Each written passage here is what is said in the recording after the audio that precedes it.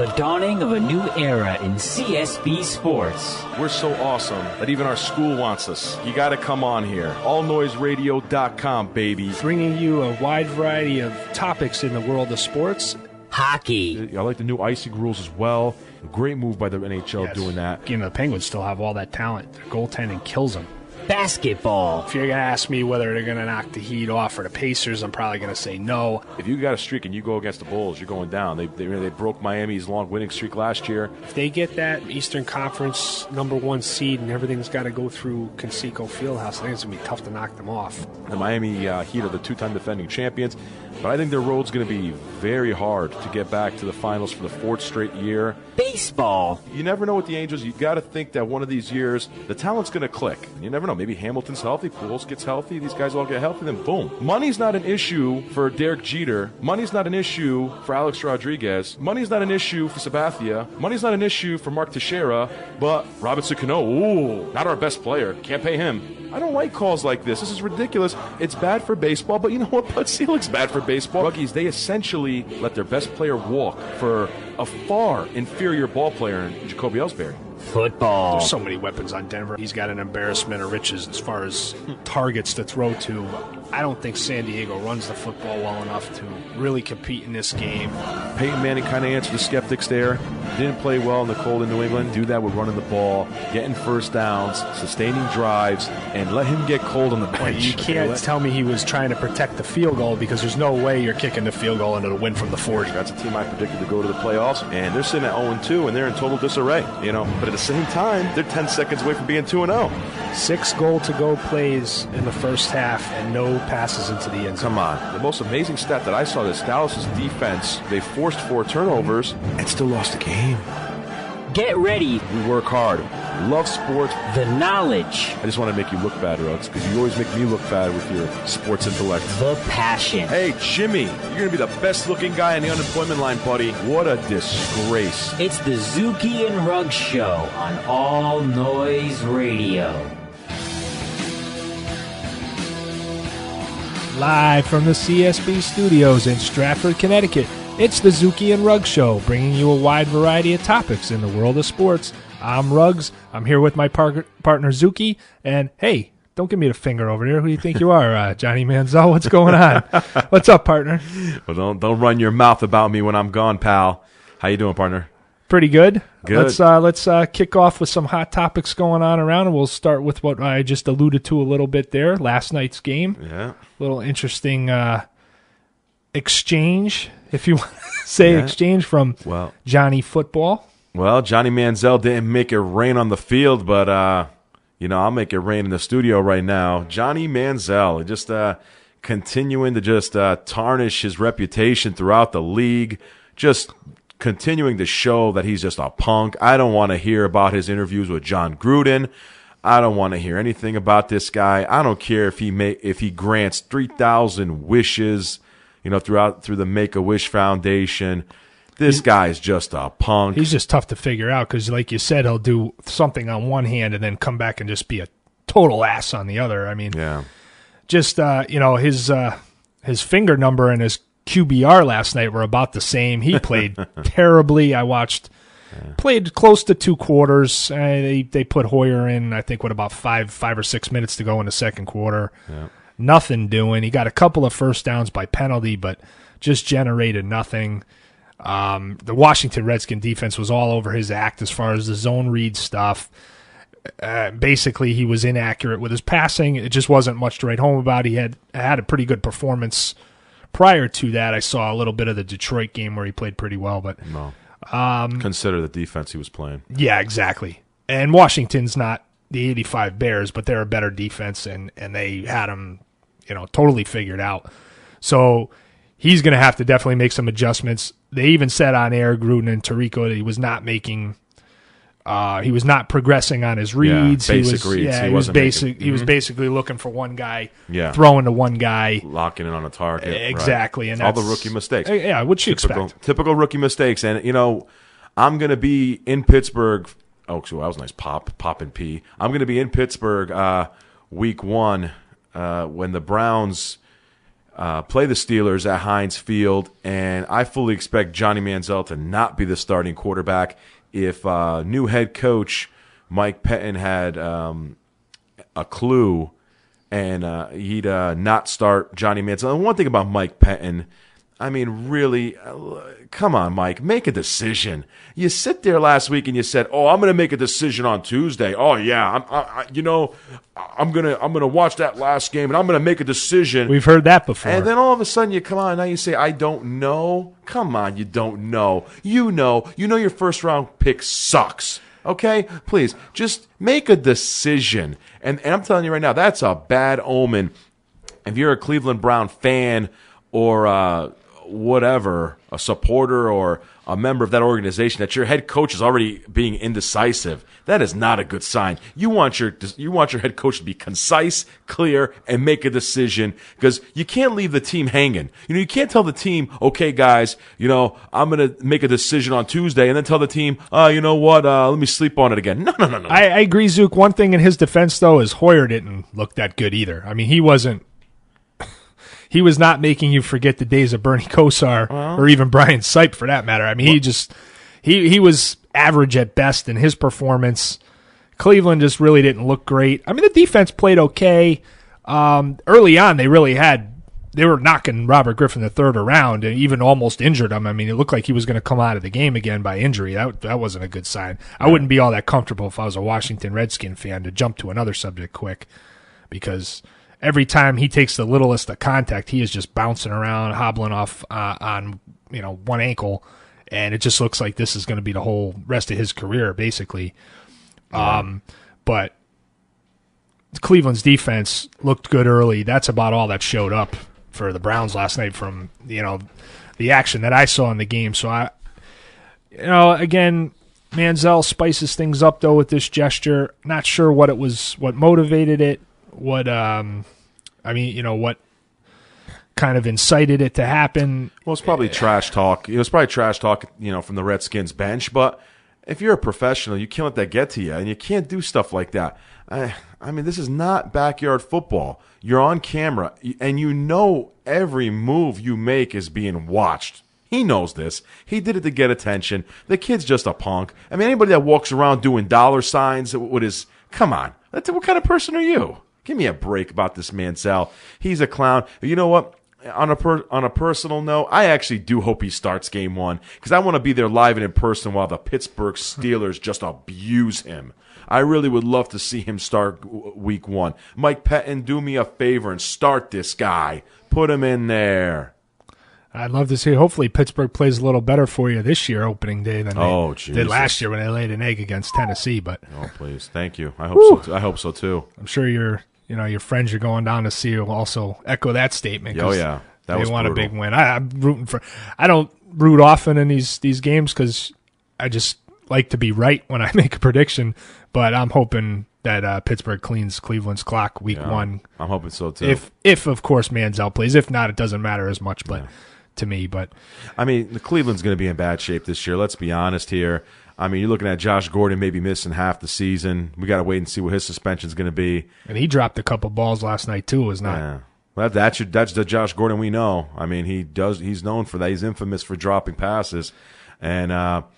You know what, Zook? It almost looked like when he went over the middle, he was like, I don't even know if I'm going to be able to play this year. I'm not putting my body at risk to take a hit. And he kind of he pulled up a couple times, little alligator arms, dropped a couple balls. Didn't help his quarterbacks out for that. That's for sure. Yeah, right. For somebody who's going to be the next guy to take over the league at the wide receiver position, you got to show me a little more. Well, that remains to be seen. If he can just stay out of trouble, he needs to keep his head on straight first before he can worry about being an all-time great receiver. Yeah. But, we'll see what happens. I mean, with that regard. But Johnny Manziel, of course, makes headlines again. That's what he likes doing. And I want to tell you guys right now, all the listeners, I want to even tell you, Ruggs, I will never call him Johnny Football. He's a punk. He's a disgrace. I will never refer to him as Johnny Football.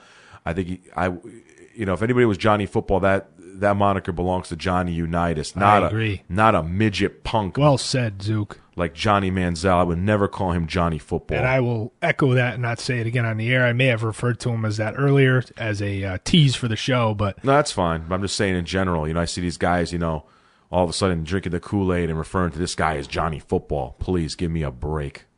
Well said. Football was fine before he got there, and football will be fine after his career is over, probably at the end of the 2015 season. Like going the way of Blaine Gabbert? Most likely. Oh, wow. Well, and jumping to the next subject, we had hit on last week the issues, speaking of some seedy characters in the sports world, perhaps. We got Tony Stewart missing another race. Well, no surprise there, Ruggs. I'm glad you brought this up. I mean, again, the fact that this guy even wanted to race in Michigan is a disgrace. Just do us all a favor, Tony. Just go away. Please. I know you're a 3-time champ, but just go away. Just go away. Do the sport a favor. Just go. Just leave. You got enough money. Go away. Deal with this. You know what? You want to come back at the 500 next year? Come back, in February when, give this thing some time to, just go away or dissolve or whatever you want to say. Just, basically, in essence, serve what amounts to half a year suspension. And then, like you said, come back just at the start of the next NASCAR season, fresh start, and try to do the right thing. Exactly, do the sport a favor. He's not going anywhere. He was having a horrible season before this incident even occurred.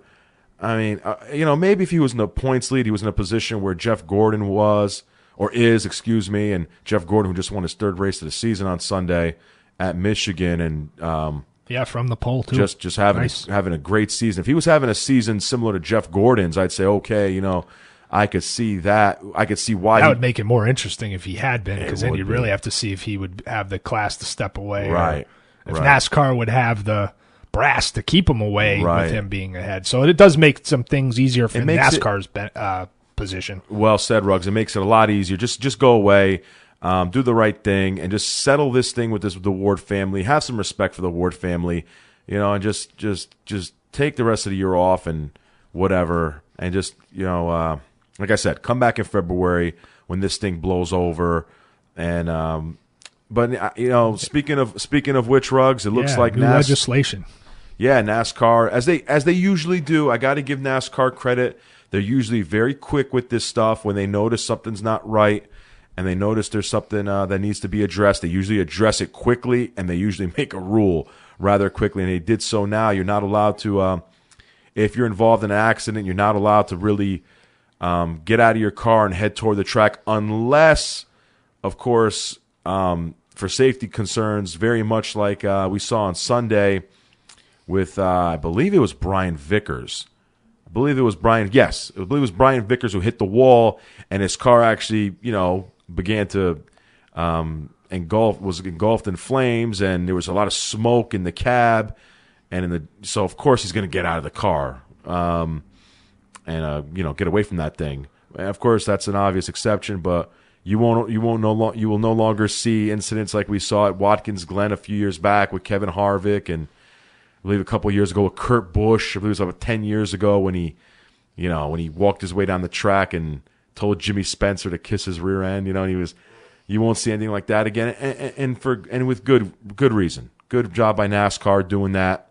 Yeah, are you taking notes, Bud Selig or Roger Goodell? Not that it matters much for Bud Selig now, but in the past, just never make the decision, make the legislation right then and there, make it concise and clear and to the point when something like this happens, and not drag your feet. Good job by NASCAR, I must say. Yeah, I mean, they definitely. I agree. They had to do something and did the right thing. They had to make this right. You can't have guys coming on the track and doing this. You can't have another incident like this ever again. Not that this was a NASCAR thing, but I like it. Nice job by NASCAR. They usually do a nice job with this. So, I mean, we'll see what happens. With the NASCAR season, won't spend too much on it, but looking like other news in that sport, Carl Edwards will be joining Joe Gibbs Racing. He'll be racing for the coach, and beginning 2015, he'll be leaving Roush Fenway. He's been there a long time, for his entire career, actually. He's been in that 99 car for Jack Roush, the Cat in the Hat. So he's going to Joe Gibbs. Usually guys who go to Joe Gibbs the first year do very, very well. He's probably trying to gain some of that momentum. We saw last year with Matt Kenseth, his first year with Joe Gibbs, just had a great season. Didn't win the championship, but had a great year. He won 7 races, just really dominated the circuit. And Kyle Busch in 08 really had a great. He won 8 races out of the first 26, but then when the chase started, he just really took a nosedive. But boy, those first 26 races, he was spectacular. He was unbelievable that season. His first season with Joe Gibbs. Actually, that's the one that got away for Rick Hendrick. That was one guy who actually left Hendrick Motorsports and found success elsewhere.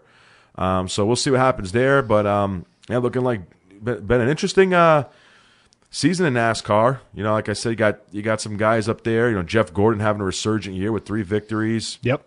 Dale Jr.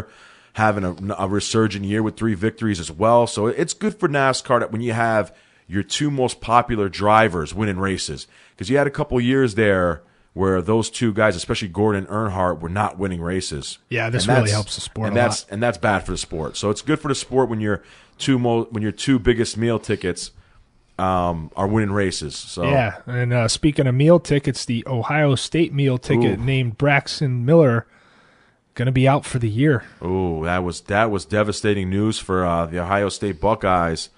I mean, that really I don't know if it came out of nowhere. I mean, he did have shoulder surgery in February. Pretty major procedure. He wasn't throwing at full strength. He was really babying it, but it looks like he tried to let some loose, try to let it loose in practice, and just popped right out. The season is here. I mean, it is upon us. Next weekend, you start having some games. You have the Kickoff Classic. Their opener was August 30th against Navy. Yep. Yeah, and it's looking like they're going to go with a redshirt freshman. I think it's J.T. Miller, I believe his name is. Yeah. And I believe, if I saw correctly, they were preseason number 5. Yes. All right, right. So in the rankings. So, I mean, this changes things potentially drastically. The Michigan Wolverines are loving this. Loving it. And obviously you got, the same kind of usual suspects as far as contenders for the title. We'll, get into that more as the season comes, and gets underway. But obviously Florida State, the Bama powers there, Auburn and Alabama are right there. Yep. Clemson's got another big-time year they're looking forward to. Sure. So many teams that dreams are full in August will soon, by the time the middle of September comes, will be dashed and crashed to the ground. But in the new 4-team playoff system we're going to have this year, we'll make things very interesting. I'm kind of curious to see how this works out this year with college football. I'm excited. I think it was about damn time they implemented a playoff system. I really like it. We'll see. It's going to be exciting. I can't wait to see it. I'm enthusiastic about college football for the first time in a long time. So we'll see. It's going to be an interesting season. It really is. And this, just too bad. Like I was telling you off air, Ruggs, let's see how good of a coach Urban Meyer really is. Yeah, this will be now. A test for him. Will. He doesn't have his established guy in place. Yeah. He's going to have to win it. Now, Ohio State lost a lot of guys to the draft, some defensive starters. So it's going to be a challenge on both sides of the ball. The Big Ten is getting tougher every year. It's starting to get some of its mystique back. Yeah, sure is. It's not, he kind of walked in at a good time, had a few years of kind of plucking the weak sisters of the Big Ten. This year he's going to have some pushback because there's some teams that can really contend for that Big Ten title. Yeah, I like Michigan State a lot. Michigan State's a good team. Wisconsin will be tough again. They always are. Yeah, they always. Look out for maybe if you want a sleeper, you could be Northwestern again this year. Oh, yeah. Like what they've done. Sure. Like you said, Michigan State could win the thing this year. Nebraska will be better. There's a lot of... Yeah, Nebraska was pretty good. Yeah, last couple of years, yeah. A lot of teams improving. That could really contend for the Big Ten title, so be interesting. The big power leagues really taking over in college football. That's another issue for another day. Yep. That they've really gotten kind of everything they've wanted in legislation for college football. So should make the Big Ten even stronger in the long run, and obviously more lucrative in a richer league. But we're going to go to break here on the Zuki and Ruggs Show, and we'll see you on the other end of the break on All Noise Radio. Has this ever happened to you? Flop the nut straight. And then you felt like this? All night he he tripped me! Are you thousands of dollars in debt? Have you ever bet on the Puppy Bowl? Are you in too deep but have no intention of stopping? Who are you going to call? Gambling Enablers Anonymous. Witness protection for gamblers. Gambler. Some people may say you have an addiction to gambling, but we here at Gambling Enablers Anonymous believe you have every right to continue your hobby. We will provide you with a new identity to help you hide from those pesky IRS agents and loan sharks. We also provide relocation services based on your preferred betting venues. Just listen to our satisfied customers. I'm Steve Croft. I'm Leslie Stahl. I'm Bob Simon. I'm Batman. I'm Morley Safer. I'm Ron Burgundy. So before you end up or call us. Gambling Enablers Anonymous. Witness protection for gamblers. Gamblers. This is obviously not a real service, and if you thought it was, you are a total moron. Gambling Enablers Anonymous holds no legal responsibility for any dumb decisions you make, especially based on this commercial. Gambling is a risk, and if you consider calling us, we would advise you to seek psychiatric evaluation. Are you tired of buying the latest smartphone only to realize it's obsolete just a few months later? No need to waste your money on those ever-changing smartphones. Just get a good old-fashioned flip phone from Flip Phone Factory Outlet. A flip phone is perfect for those folks who can't program a VCR. A what? There's no apps to download and no batteries to charge. Just crank it up like an old Model T. At Flip Phone Factory Outlet, we can retrofit a rotary dial to your flip phone for that period-correct look and feel. One ringy dingy. Flip Phone Factory Outlet is celebrity endorsed by Andy Stick Madison. Listen up, boys and girls. This is Wingnut from Psychedelic Bubblegum Shop. I don't usually do sports, but when I do, I know it's Zuki and Ruggs time. Yeah, right here on allnoiseradio.com.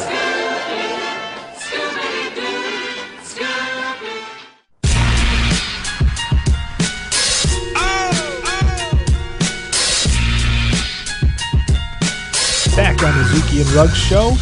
Back to our training camp segment on the NFL, getting you ready for the football season, which is fastly approaching. Fastly. I know everybody's getting excited. I am. I'm pumped. Yo, I'm pumped up, bro. What you gonna do, brother? I'm like Hulk Hogan, man. I'm ready to Hulk up. Well, hulking up is where we're going to go here. We're going to go with the Dallas Cowboys to start off our NFC East segment. We'll pick them first because they're America's team and everybody loves them, right? Oh, yeah. I love them. I love to just... They're a polarizing team. I love seeing them lose every year, the last game of the year to get in. That is one thing I will say. The NFC East has so much interest around it because they got four polarizing teams. They do. You know, a lot of charisma on good and bad on all four of these clubs, coaches, owners, players. Yeah. You know, quarterbacks. Equal amount of hatred to be spread around between all four fan bases and players. So you can't hate anything about the NFC East. Just lately they went from maybe being the premier division in football now to maybe being one of the weaker divisions in football. A lot of because they beat the hell out of each other all year. That has one thing to do with it. And the level of defense on the four teams has kind of gone south. Yes. We're going to see if that changes. We'll start with Dallas, another 8-8 year. It's kind of funny because Dallas, you can kind of pick any year recently and just think and say, yeah, they were probably 8-8. And you're probably right because that's about what Jason Garrett does is coach 8-8 teams. And keep his job. Unlike some other guys who coach 8-8 teams that get fired. And he's kind of been told by Jerry Jones he really isn't even under fire now. He's not on the hot seat. If you believe Jerry Jones, he's not on the hot seat. So I have no reason not to believe him because he hasn't shown that he will pull the trigger on that move. Speaking of Jerry, you see some of those pictures that leaked on the internet? And speaking of somebody that's on a hot seat with his old lady, maybe. Yeah. Ooh, well, Jerry likes to have a good time, huh? Boys will be boys. Yeah, you got that much money. And it doesn't surprise me. But Dallas, they had a lot of needs. They went and addressed their offensive needs. I can't say they did too much on the defensive end. Not at all. They added malcontent Rolando McClain, who has a lot of talent. They added Henry Melton, who has an injury history, but a lot of talent. We'll see if either one of those guys can make a big difference. I mean, Melton did great things for Chicago. Rolando McClain was a highly touted draft pick for the Raiders that didn't do much. We'll see what happens when they come to Big D. Usually the distractions and everything usually doesn't go well for those kind of guys. The borderline guys like Rolando McClain that have some issues off the field, usually it doesn't get better when you go to Dallas. No, it doesn't. So we'll see what happens with that. They went and, they kind of fortified that offensive line. It's been terrible for, since back in the day when it was great. Yeah, love the Zach Martin draft pick. Pick. Raved about that pick. Got to give Jerry Jones credit on one thing. That was the right pick to make. Was the right pick. Johnny Manziel was there, sitting there, and you know what? That would have been a disaster. When MSM, including Mel Kiper and John, all those guys on ESPN were begging Jerry Jones. Of course, the media wants Manziel in Dallas. It's much more sexier than having him in Cleveland. They're talking Cleveland up like it's South Beach because of Manziel being there because they're trying to get some story out of it. Exactly. Cleveland like South Beach, huh? Ooh, little, no pun intended to LeBron. But oh, yeah. Well, nice little segue there. Yeah. But as I was saying, while the media was begging Jerry Jones to take Johnny Manziel, they stuck to their guns. They said, no, the right pick to make here is Zach Martin out of Notre Dame. Great pick. And I like it because they went back-to-back years. They went offensive line. Yep. Now they got a couple of guys playing right next to each other that can really just shore up that Tyron Smith, and you got Zach Martin right next to him. Yep. Just great job. Shore up that side of the ball. And that'll help the running game. It will. It'll help DeMarco Murray. I like Murray, too. If he can stay on the field, man. DeMarco Murray, I'll say this about DeMarco Murray. Guy's got all the talent in the world. I really am a fan of DeMarco Murray, but he just got to stay on the field. I know it's hard. It's just he's a little guy. I mean, no offense to him. I mean, he's just not a very big back. He's a smaller back. He is explosive. I think now with the additions on the line, it's really going to help him. And I think, he's going to get targets. He is a good receiving back as well. I think Jason Garrett's got to do a better job of getting him the ball more, especially on the receiving end. They got to come up with more plays for DeMarco Murray because he's going to be the guy that makes the offense go. They really got to figure out a way to make him almost like Philadelphia's, like almost how Philadelphia uses LaShawn McCoy. Oh, absolutely. I totally agree. They got to get him involved in the offense even more. Witten's declining. I mean, how many times can you throw the ball to Des Bryant? I mean, let's see what this young man Terrence Williams can do now that Miles Austin is gone. But I just, they got to get Murray. Murray's got to stay on the field, and they got to give him – he's got to be at least 50% of the offense. Has to be. Yep. And, they didn't do a lot addition-wise. Like we mentioned a couple guys on defense. They brought in – Brandon Weeden and Caleb Haney kind of to be backups for Romo now that Kyle Orton looks like is he retired? Is he not going to retire? Right. I would personally, if I was Dallas, I'd rather have Orton than any of the other two guys, but it looks like Orton's probably not going to be back. Yeah, Orton gave him a shot to win that last game of the year. Oh, yeah, I have no problem with Kyle Orton as being my backup quarterback.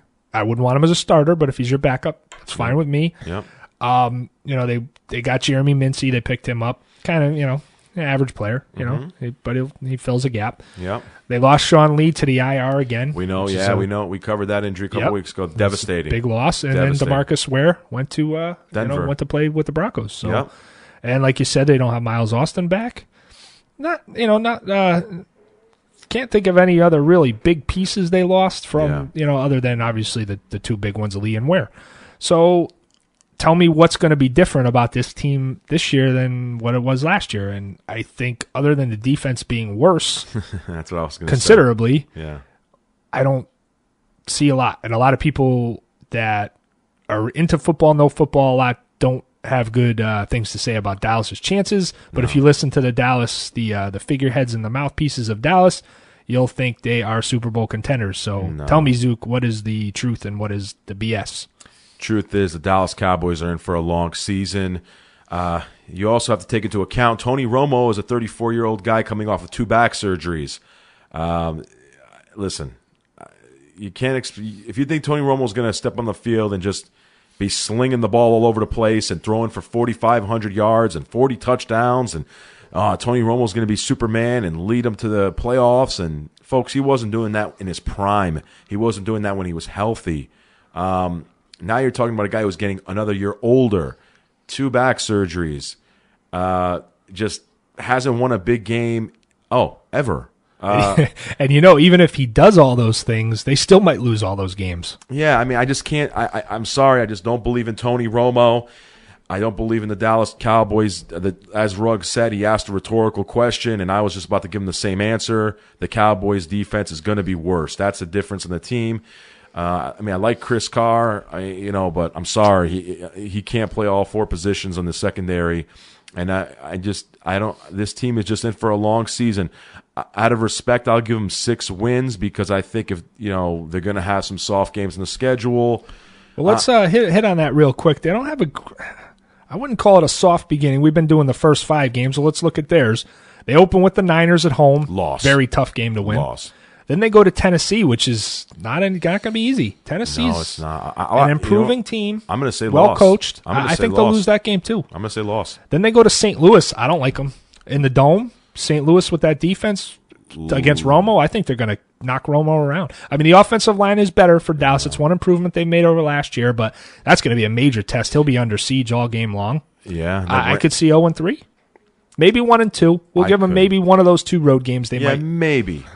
Maybe they can beat the Titans. Then listen to this. They come home Sunday night to play New Orleans at home. Loss. You think they're winning that game? Probably not. Drew Brees is going to destroy them, and he usually does anyway. And then they host Houston. I could see them getting well with that one, but it won't be easy. It won't be so easy. 1-4, or maybe 2-3. If Houston's best case, I think if they're 2-3, they'll be happy. Best inside, case, they might not say that publicly, but I think they'll be happy with 2-3. Ruggs, that's best case scenario. 2-3 Ruggs, best case.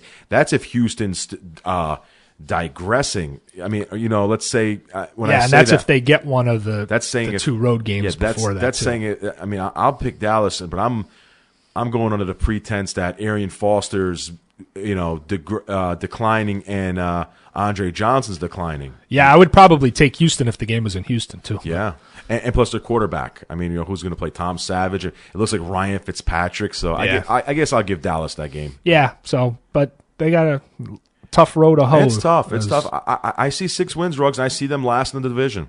Okay. I see them last place in the division. I'm with you. I might even go 5 wins. I might even go a little less.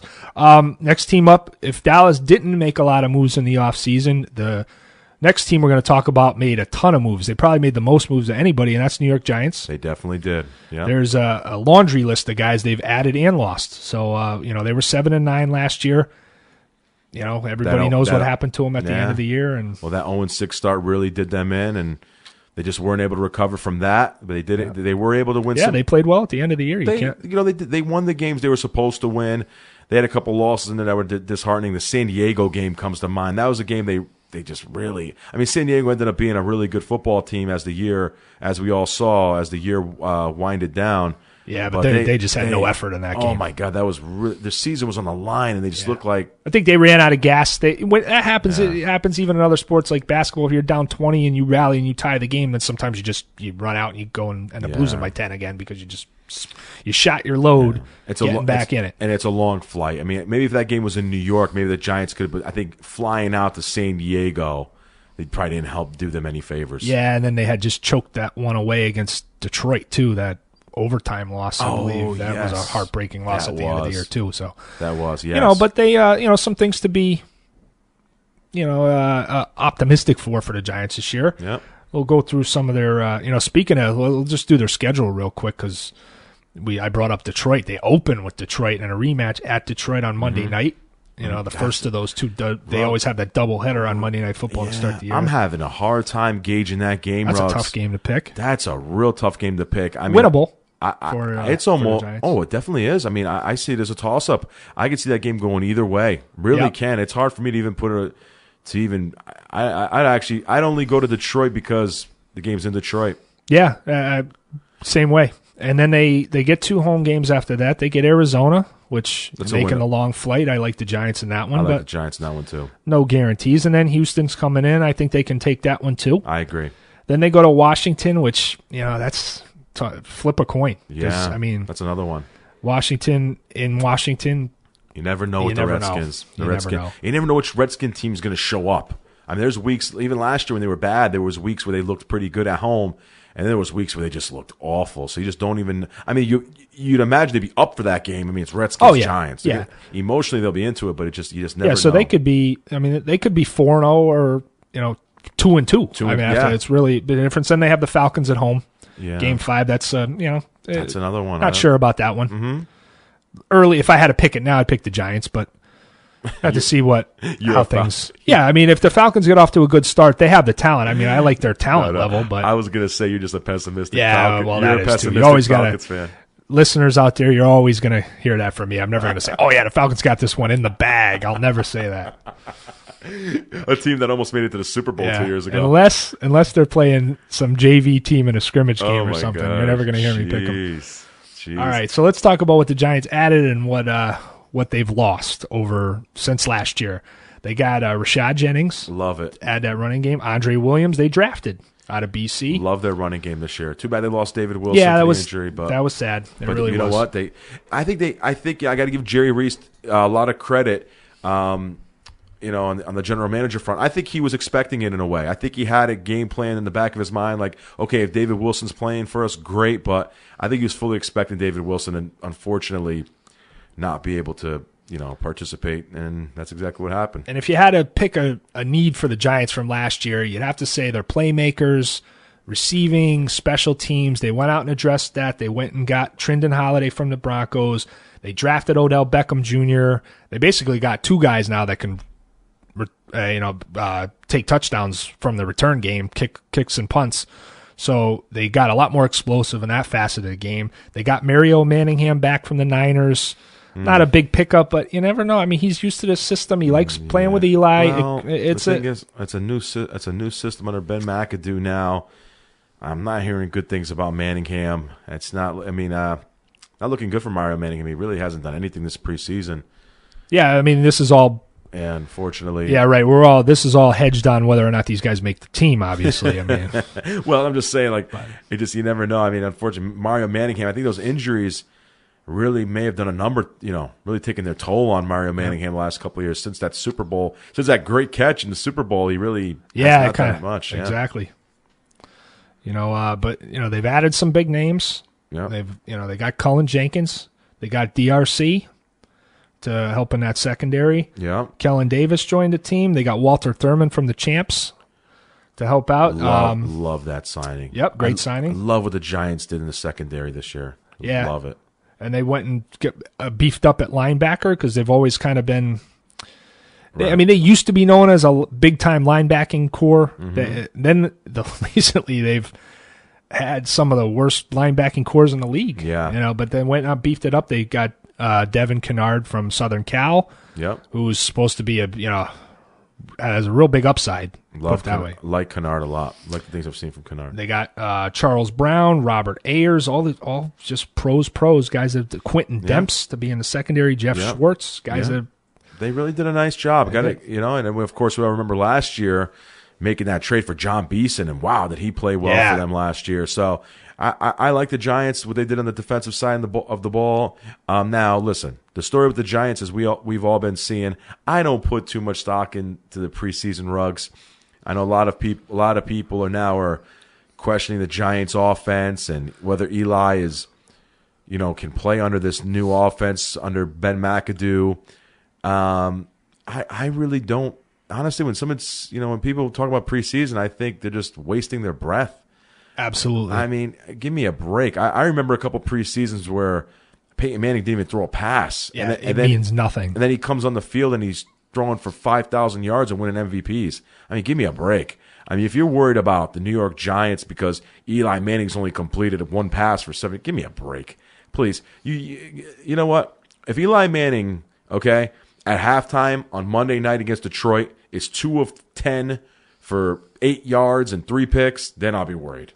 But come on, it's preseason. Well, and I think this new system is basically designed to not let him have those numbers because he's not going to have to take the big chances downfield. Right. He's going to get rid of the ball quickly and not take the hits and get killed and have to throw into triple coverages because guys are breathing down his neck. I mean, it's basically an Eli-friendly system, even though he's kind of having issues with it. If you look at the preseason tapes and the training camp tapes, he's having some issues with McAdoo's system, but I think in the long run it's probably going to be beneficial. I agree. To Eli. I think he's going to come out in the positive in the long term. But they did lose Nix, big play threat. Yeah. I mean, as washed up as a lot of people think Hakeem Nicks is, we'll see what he does with the Colts. Good change of scenery for Hakeem Nicks. He needed it. They lost. Their tight end is who is their tight end? I mean, they lost Bear Pascal to the Falcons.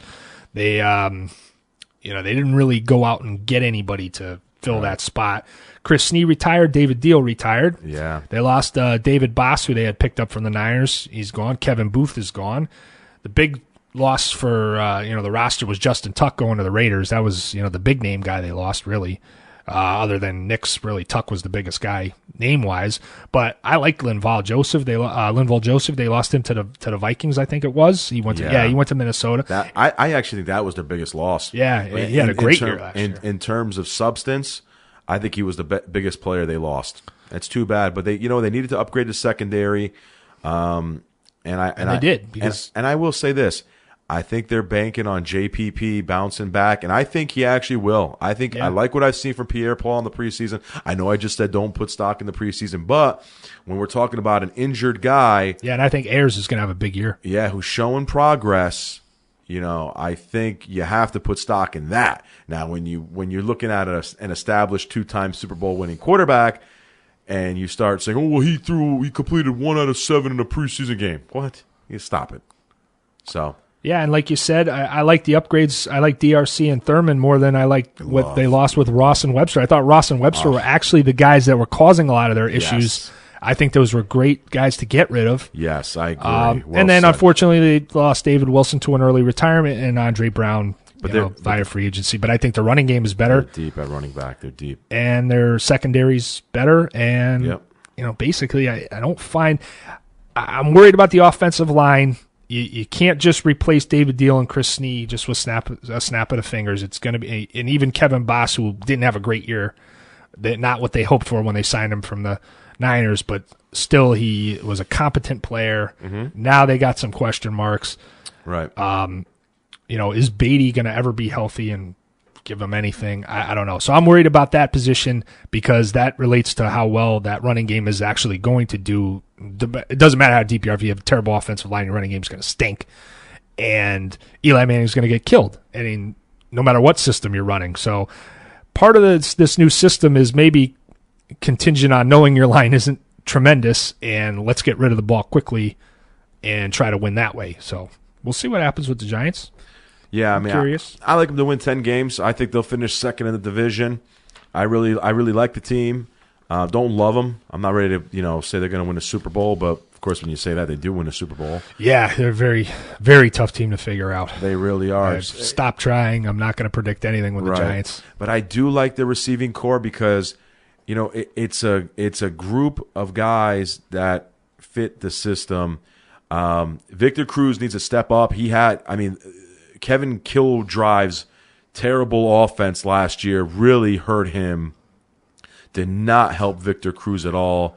Good riddance. I think a big note we missed there was the retirement and Kevin Gilbride doing the Giants a favor and just leaving. Hey, you're talking about Connecticut native there. Yeah, well, let's be gentle. Well, maybe I can send him my tax bill. But I think that was a big addition for the Giants. Was a big upgrade was getting rid of him. I really think it's going to help the Giants. I like them to win 10 games. I think they'll be a playoff team, or at least on the cusp of being a playoff team, depending what happens in some of those divisions, especially that crazy NFC West. But I could easily see the Giants playing postseason football this year. All right, speaking of winning 10 games, that's what our next team did last year. The Philadelphia Eagles went 10-6, and they led the NFL in rushing. Sure they may do that again. But yeah, they probably will. LaShawn McCoy is arguably the most exciting player in the NFL. And now you talk about grabbing Darren Sproles. They added. I think it's a great addition. That's going to help their offense. That's going to help LaShawn McCoy get some rest. I think they're concerned that they gave him too many touches last year, and they should be. I think that's going to help LaShawn McCoy down the stretch, although with football you never know. I mean, we all know how that can go in terms of injuries. You can never predict them. But I think, Darren Sproles needed a little change. For some reason last year, I think there were too many chefs in the kitchen there in New Orleans in terms of the running back position. Absolutely. Well said. He kind of got phased out there. But I think Darren Sproles can still play the game of football. I think he's definitely going to be very effective, especially under Chip Kelly's offense. If you're a fantasy guy, I'll give you some fantasy advice right now. If you grab LaShawn McCoy in the first round, make sure you cue Darren Sproles and you make sure you try to grab him. You and I would have fantasy value in a Chip Kelly offense. Yeah, probably. So. Yeah, I could get some passes in the red zone. Speaking of that, I actually like Zach Ertz a lot as well. I do too. I really love him a lot, especially in the red zone. Got him on one of my teams.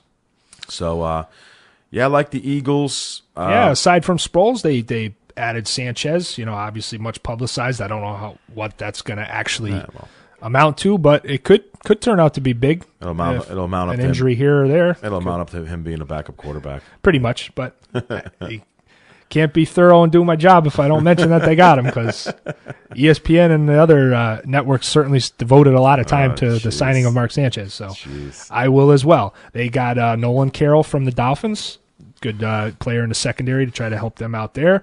Malcolm Jenkins they picked up, and they really didn't pick up a lot of other guys, but they drafted well, I thought. They got a couple receivers, not big, highly touted guys, but guys that can make a real impact right away. I like Jordan Matthews. They got him out of Vanderbilt. And then they also picked up Josh Huff, who's a guy who has a speed guy that can really hurt you deep, kind of make up for losing Deshaun Jackson a little bit. Mm-hmm. And they got Marcus Smith to help rush the passer. They got him out of Louisville, defensive end, who could end up being a big-time player. A lot of people real high on him. For the guys they lost, obviously Jackson, they lost Michael Vick, another, more publicity. That maybe was necessary. But they swapped, like you said earlier, they swapped backup quarterbacks, the Jets and Eagles. Vick. I saw him out there. He's a shell of himself. Yeah, his better days are. Yes, his better days are in Atlanta. And speaking of which, better days of Patrick Chung. Maybe New England's trying to revisit those. They got Patrick Chung from the Eagles. He's going back home to New England, and Jason Avant is now a Carolina Panther. Other than that, not a lot of huge news in Philadelphia as far as off-season transactions. Well, they're banking on the return of Jeremy Maclin, obviously. Yep. They really need him to get back to being a big-time receiver that he was. Hoping for another big year out of Riley Cooper. Yeah, Riley Cooper was excellent last year, and we'll see what happens there. The loss of Deshaun Jackson, I think, does hurt because he really did fit that offense last year, and he stretched the defense. He really does. We're hoping maybe Huff can do that on a jet, but it's not going to happen right away. Yeah, it's probably not. I think they're probably hoping for that with Sproles, and I think they'll have success with that if he can stay on the field.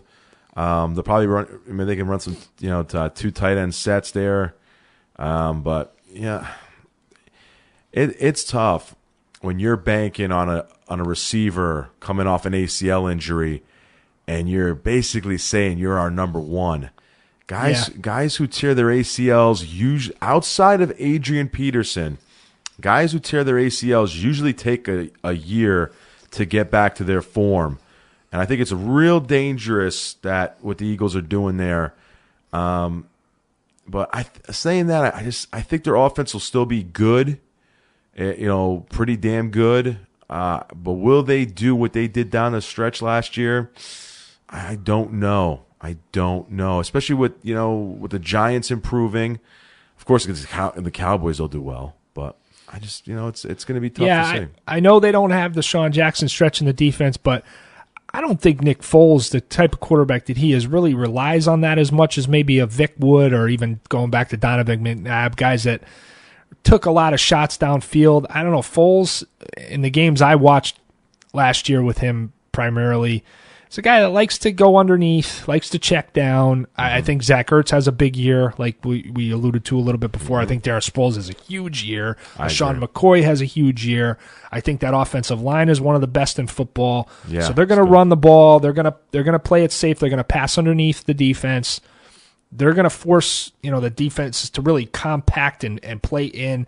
And then that's maybe when this guy Huff or Maclin or somebody gets a shot downfield. But Foles doesn't live on the deep ball, so I don't know. I'm not sure how big a deal it is going to be. But you're right. They do need somebody to take the top off the defense. We'll see what happens. We'll see. You always need a guy like that on an offense. But looking at the Eagles. Oh yeah, let's take their schedule. I almost forgot to even look at their schedule. Looking at the Eagles, I like them.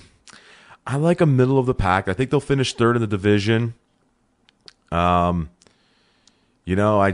have them higher than that. I don't like. Oh, I'm sorry. Did I say third? Yeah. I still like them to win the division. I'm sorry. I was thinking. What? I was actually thinking about our next team in the division. I kind of just got sidestepped there. I do like the Eagles to win the division. I meant middle of the pack of the NFC. But they do have a difficult opening, though. This could play a factor. They open with Jacksonville, which is not what I was going for when I said they have a difficult opening. But after that, they Go to Indianapolis on a Monday night. Tough. Away. That could be a loss. Tough. They come back for Washington at home. They could be 2-1 after those first three. Yeah. But then they go to I was going to say Candlestick, but they go to San Francisco to play the Niners, and then they host the Rams, who are much improved. Yeah. So I'm looking at maybe 3-2. Hey, in the NFC, I think that's pretty good. I do like the Eagles. I think they are still the most complete team in the NFC. So I think they will take the division. But I think they do have a later season matchup with the Seahawks, so it's they could lose some games. It's going to be, no pun intended, toward Michael Vick, but I think it's going to be a dogfight. That whole division's going. It really is. It really is going to be tough. Well done there, partner, with that one. All right, then we go to the Redskins to finish off the NFC East. 3-13 last year. I don't think you can take much out of. No, they were disaster. They were just a disaster. It just kind of the wheels came off the wagon early. Yeah. This is a different team, but like I started to mention in our segment when we were going around the league a little bit around sports, mentioned about we had talked earlier. Robin Griffin III he just scares you every time he takes some contact. RG3 is limping, he's hobbling around. I don't know what to make of that. I don't know if he's going to be a long-term answer for a team. Certainly making the Colts feel nice and cushy with their pick every time they see RG3 hobbling around the field, because a lot of people thought they should have picked him and not Luck. Yeah, well, especially Bill Polian, which I was actually surprised to hear about, saying that he would have taken RG3 ahead of Luck. That's why he's in the studio and not still. Right, exactly. I agree with that, but saying that, for some reason, I really like RG3 this year. I know every time he takes a hit, it looks like he's going to be done for the year. But I like the kid. I really think he's going to bounce back in a big way this season. I like that he has that knee brace off. He doesn't have to worry about the knee so much anymore. I think he will play smarter. I think he learned a lot last year playing with one wheel. He just got to make wiser decisions, and I think he will. Yeah, and it is preseason, and I don't like to take too much. Like I said, I don't hold the preseason to much more than a grain of salt. But he doesn't have that elusiveness and that escapability that you saw in his rookie year. I saw a couple of guys chase him down last night for Cleveland in the backfield, and I just, you just want him to just take off. Maybe he does it in a regular season game. Probably. I don't know, but he's treading a lot of ground behind the line of scrimmage, not gaining a lot of yards, and then when he goes down, like I said, he's getting up and looking like he's hobbling around. He did make one nice deep throw to Andre Roberts right before they pulled him at the end of the quarter. The guy's got talent. I'm not taking anything away from him. Now he's got Deshaun Jackson to throw to. Yes. They beefed up their defense. They picked up a lot of guys. They went and got Ryan Clark from Pittsburgh, who's a great pickup. They got Deshaun Jackson. I already mentioned that. They got Jason Hatcher from the hated Cowboys. Tracy Porter came over from Oakland. They picked up Akeem Jordan, Adam Hayward, Andre Roberts, as I mentioned, who caught that ball, came over from the Cardinals. They drafted a nice-looking outside linebacker from Stanford, Trent Murphy. They even brought in Colt McCoy to be a backup. Not a big deal there, but he's now kind of planted in that third string just in case. They maybe makes Kirk Cousins a little more tradable. I don't know. I would hold on to him with the injury history of RG3. I would hang on very tightly to Kirk Cousins, but a lot of people seem to think he is trade bait. They did lose Will Montgomery to the Broncos. Yep. Josh Wilson came over to my Falcons and then, has been battling injury. So we'll see. Yep. I still like him, though. Good safety. We desperately needed, so hopefully he stays healthy. Josh Morgan went over to the Bears to add to that receiving core, which just seems to be growing every day. Air Bears, you never thought you'd be hearing that back in the day, but they might be the best wide receiver, best passing team in the league this year. Who knows? And they also lost Ryan Mouton. I tell you what, I like the Redskins this year in terms of their offense. I think it's going to take a year for them under Jay Gruden, first-year head coach there, to really find themselves. It's a tough division, but I like the offense a lot. Let's see what Jay Gruden can do. I mean, hell, he had success with Andy Dalton. I can't see why he can't have success with RG3. I know he had A.J. Green, but they've got one of the best running backs in football with Alfred Morris. They've got one of the most explosive players in football with Deshaun Jackson. Let's see what else they can do here. They've got a good receiving core. Offensively, I think they're going to be excellent. I will make one guarantee, and I don't guarantee a lot. What's they that? will be better than 3-13. Yes, that goes without saying. I really like the stability of Jay Gruden. It was a long time coming for Jay Gruden to get a job. I think they'll definitely be improved. The defense will be better. They had way too many injuries. They lost Brian Arakpo. They lost Ryan Kerrigan again. They lost a lot of guys last year to injuries. Yeah, true. That's like, I say the guys that they picked up, but really they picked those guys up too because they didn't play last year and are playing this year. So that's like an addition. Those guys got hurt. It was a real nightmare for the Redskins last year. Really was, right from the get-go.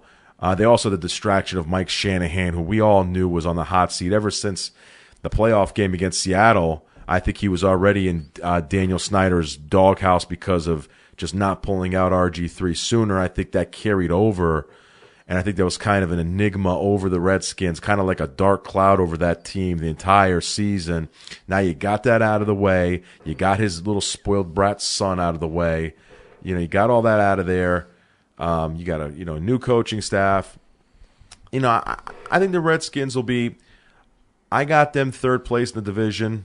I think they'll be better than the Cowboys. I think they'll be neck and neck with the Giants. Now, I know I said the Giants can win 10 games. I could see the Redskins being 8-8.